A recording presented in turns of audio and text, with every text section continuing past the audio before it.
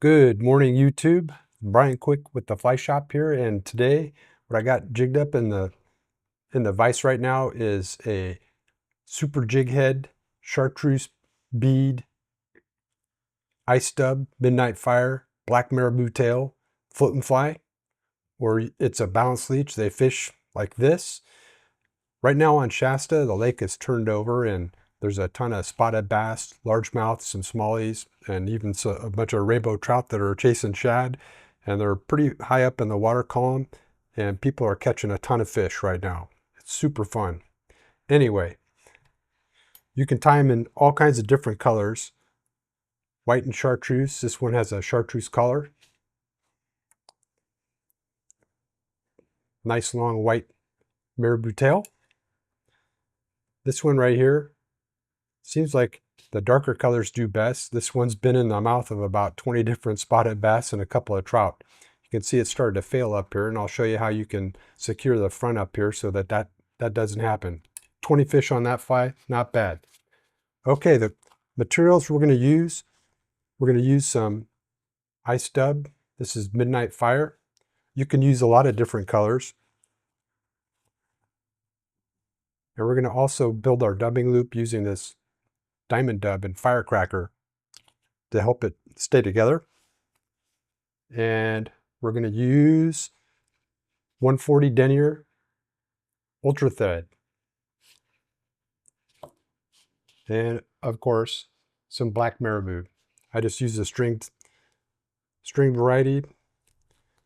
Gives it some nice movement in the tail. And with the nice long ice stub fibers, you get a ton of movement with them as well. All right, before we start tying up the fly, I'm going to actually put together the materials that I'm going to create my dubbing loop with. And I use a piece of foam board here. And we're going to start off with some diamond dub. You don't need much. Only about that much is probably, I'm going to pull a little bit more off. And we're going to lay this down here. And what this is going to allow us to do is to build up our bed of ice stub. And what you want to do is grab a hank off here, about that much, and then you're going to preen it like this. And kind of stack the fibers up so they all pretty much align. And then we're going to cut it in half. Not all ice stub comes in the same lengths. I like the Midnight Fire since it's so long. We're going to do about 3 of these. I'm going to stack it just a little bit, like that. Cut it in half. And I'm going to do 1 more of these. Normally I do this on the base of my vise, but so you can see it, I'm doing up here on my vise. And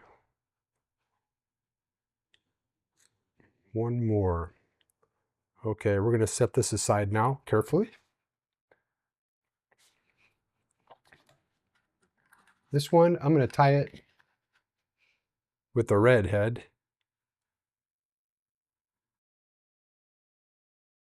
Set it in your vise so it's very secure. Next, start the thread right behind the head. And we're going to advance it all the way to the bend of the hook.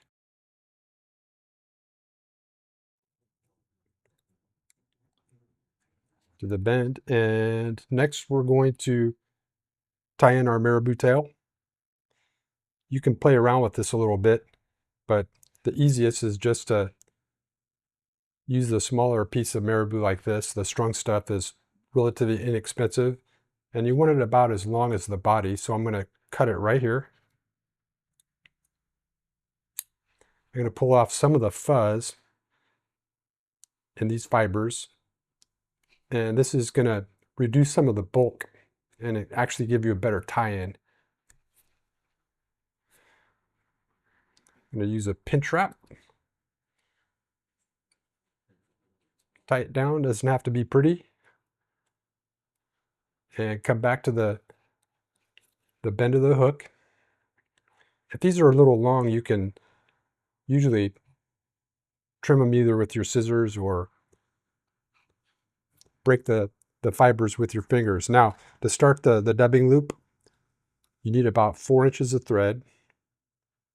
Make a couple of wraps, and then come over it. I do a couple times. This will lock it in, and then you can advance your thread up to just behind the head of the hook.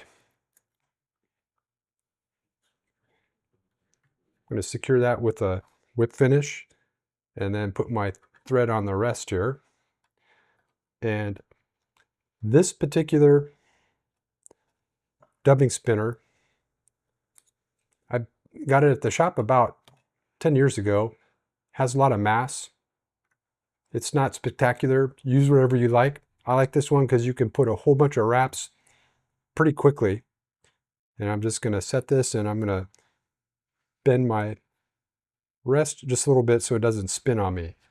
Next, I'm going to pick up my materials, and with the diamond dub, it holds them pretty much in place. And this way you don't have to use any dubbing wax because the fibers will get stuck all over your fingers. And then put it in the loop. I should have made this a little bit longer. You want it about divided halfway, and then pull a lot of tension, and that will hold the fibers in place.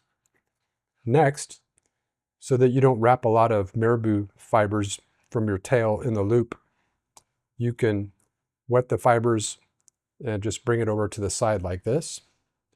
And then you can redistribute the fibers so they're relatively even. Pinch it back here, and then spin your spinner. Get a whole bunch of spins on there, and then let go. And it's going to wrap up just like that. I'm going to put some more spins on here. You can pull and make sure that they're very secure. Okay. Next, I'm going to take my male Velcro and nail file I made. You can buy this at, you can buy Velcro at like Walmart or Target or something. I just put it on here, and I'm going to use this to pick out the fibers. And you can get mean with this. Hold a lot of tension, and once you have all the fibers picked out, we can start wrapping the body. I normally place my finger right here and then just advance it forward. Once you start getting the fibers laying down, and you can preen them back like this as you're wrapping it forward. And you're going to trap a lot of fibers, but don't worry about it. We're going to pick it out with the Velcro. And I like to put quite a few wraps on top of each other right up here at the head. And if you're doing a separate color like that chartreuse in minnow belly or pearl ice dub version, then at this point you can do another dubbing loop, or just dub some on your thread. And I'm going to use 2 wraps to secure it, and then 2 wraps forward of it. Bring it up here, clip the end, and at this point I'm going to use at least 5, more like probably about 7 wraps on a whip finish. You can also, if you like, use some zap or head cement to secure it further. And at this point, all I need to do is use my Velcro tool again and pick out the body. And this is going to bring all the fibers out. And you can get pretty mean back here, hold the marabou out of the way and pick all the fibers out back by the tail. And once you have them all pretty much picked out, you can then brush it back. Make it look as pretty as you like. You have some haters up here, you can pull them out.